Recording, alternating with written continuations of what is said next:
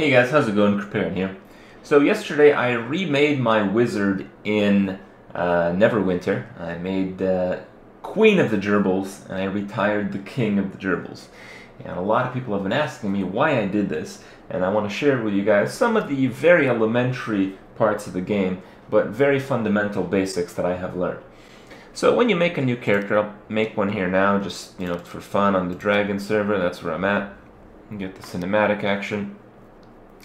When you make a character, the first time I made one, I just wanted to make the character that most resembled a hamster.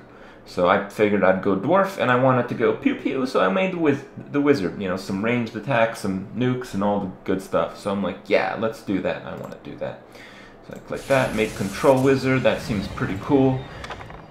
And when you make a character in Neverwinter, you have this like roll stuff, and you have the selection between the racial bonuses. So because you're a wizard, you can get +2 strength, +2 constitution, or +2 constitution, +2 wisdom. But when you look at the stats, you don't actually have a clue what's going on. So when I looked at the stats here, I'm like, int. Int describes how well your character learns and reasons. I'm like, oh. Well, it's a different color than the other ones, so I guess I want more of that. So you get this like dice roll thing, and you get the +2 wisdom. And if you mess around with it, you can see that you can get up to 18 in int. So I'm going here 18. I think this is the rolls that I ended up going on my initial wizard. So I got the 18 int. I'm like, yeah, int. Must be good. I don't really know what it does, but hey. And then you got the wisdom, the secondary attribute, and another secondary attribute. And I figured because wisdom is above charisma, it's probably better. So I want more of that, and then more of that, then of that. And I continue. So I made the character, and then I learned a few important things. I learned that charisma is actually very important. What I ended up rerolling my character as is a tiefling. Now, when you make a new character in this game, you can choose between all the races for pretty much all the classes. It doesn't really make any difference. But the ones that are really fundamental are the ability scores, so the points where you start your character. When you look at it, it doesn't look very intimidating. You figure, 18 int, 15 int, whatever. I've played Dark Age of Camelot, I've played like World of Warcraft, and the starting stats of each character are absolute, complete insignificance to how they perform endgame. So I figured it's the same kind of game, but I'm wrong. Well, I was wrong. I ended up going with a tiefling, and I'll show you guys why. Well, a tiefling gets +2 to both charisma and int, rather than +2 to int and just, the rest constitution, because you don't want to give a crap about constitution.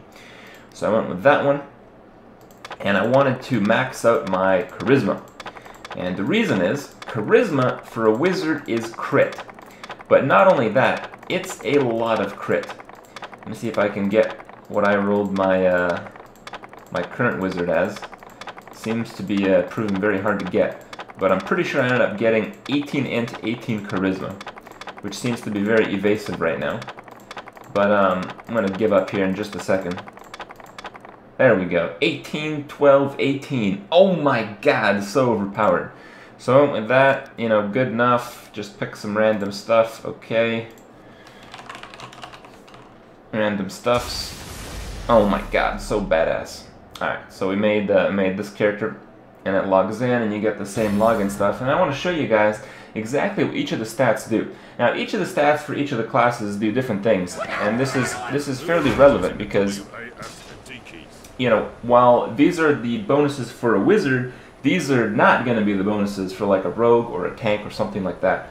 So, if you're playing the game for the first time, what I recommend is you make a character, just whatever, of the class that you want to end up playing, and take a look at the stats so you have a more informed decision, then make the character with what would be most optimized, or I guess looks the cutest if you're up for that more so than effectiveness.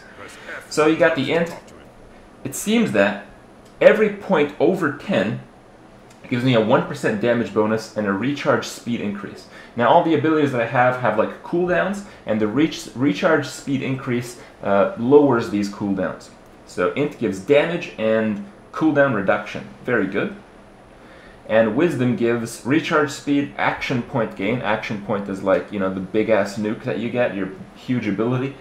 And control bonus, control resist, so how long your control stuff lasts, and how short it lasts when you're hit by it, I believe. And again, it works as 1% for every number or every value over 10.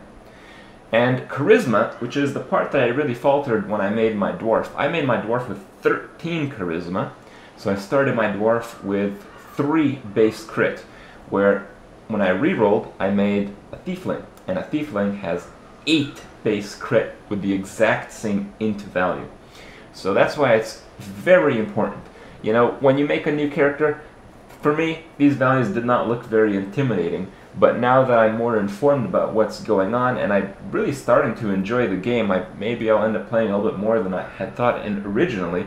You know, I want a very, very strong character in the end, and as such, I figured since I only got like level 30, I just do it all over again for that 5% more base crit, because that is a lot of DPS, and to pew pew accordingly, we got to get all the factors lined up to plow some noobs.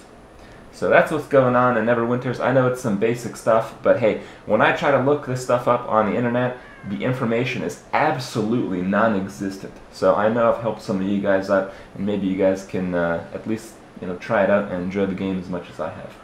So I'll see you guys in the world, and see you guys tomorrow.